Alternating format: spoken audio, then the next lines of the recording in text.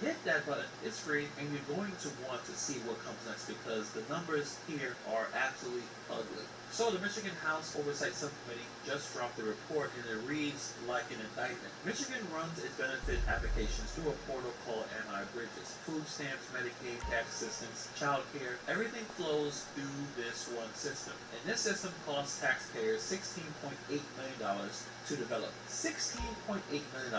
And you want to know what they require to submit an application? A first name, a last name, an address, and a phone number. That's the whole list. If you check the box that says that you're a non-citizen, it will ask you for an alien number, but you can't skip it. There is no flag, no line, nothing. It looks like the whole system runs on that honor system. You tell them who you are, and they'll just believe you. Verification doesn't happen until you're already in the system, sometimes 30 days later. So let me get this straight. You spend $16.8 million on a portal that just takes your word for it. You built a $16.8 million honor system for $3.2 billion in benefits. Cannot make this up. Over $3.23 billion in SNAP benefits were paid out. Programs of this size are vital. They're vital safety nets to families across the state. But this scale makes them particularly vulnerable, and these are not in place. For that reason, maintaining strong oversight and accountability is essential to protect taxpayers from footing the bill of this inefficiency. Can you imagine all the things that you need to log into to be able to utilize the system? Xbox, Nintendo, your Social Security benefits, but you don't need a Social Security number or an alien number or a login to go on a website to receive benefits. And that's the number that really matters. $3.2 billion. That's what Michigan spent on SNAP in the fiscal year of 2024. 1 out of 7 people in the state is on food assistance. In the SNAP payment error rate, where there's overpayments, underpayments, people getting the wrong amount, it hit 9.53%. The federal threshold before you start catching penalties, 6%. Michigan is almost double that. And under this governor's watch, the yearly average has been above 10%.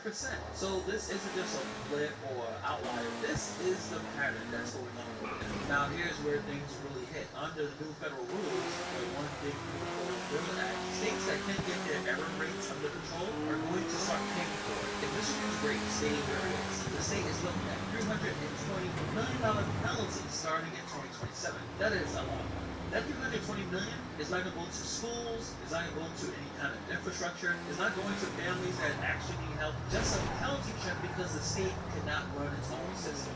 Wolford said it straight. We're coming up on a very expensive reckoning, and it's going to cost taxpayers. And he's absolutely right. The timeline doesn't timeline when you're spending billions of dollars through a system with no front door security, and then start acting surprised when the error rate goes through. And this gets even worse. Michigan Capital Confidential, shout out to them, they've been on this story from the very beginning, reported that SNAP fraud jumped over 400% in 1 year, from $181,000 in the fiscal year 2023 to nearly $885,000 in 2024. The state was pumping out 738 replacement bridge cards every single day. You know how much cards that's in a year? 269,000 card magnetic strips in 2026. Your debit card, not a chip, probably 10 years ago. Your credit card has a chip, but the card that low-income families depend on feeding their kids, still running on technology that a criminal can clone with a $50 scammer right off the internet. And here's the kicker. A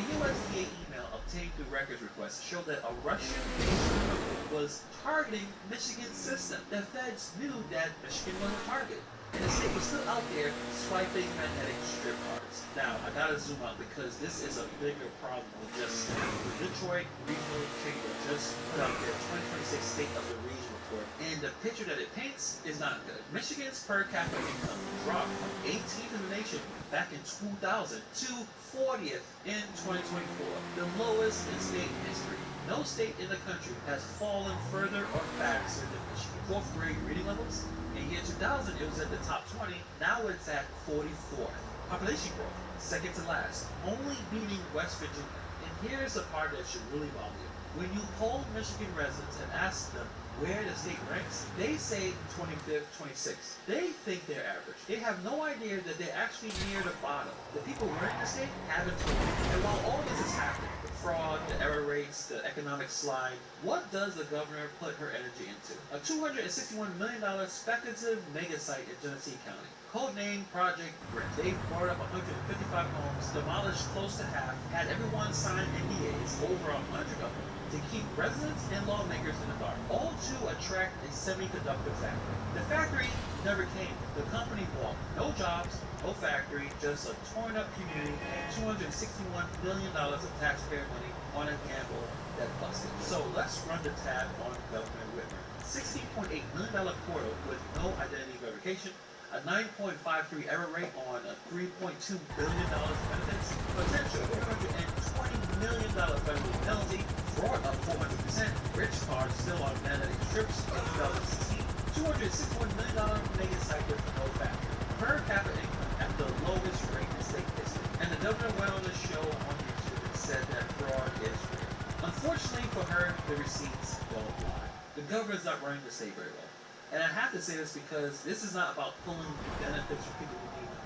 That's not what this is. The people who actually depend on SNAP to feed their families are the ones who are getting hurt the most when the system is just this broken. When the fraud runs wild, trust evaporates, politicians start cutting programs, and the people at the bottom will get squeezed. Accountability protects the safety net. That's the whole point. But we will continue to follow the story. Let me know what you guys think of it. I'm Mr. Glasses. Fucking shame to be alive.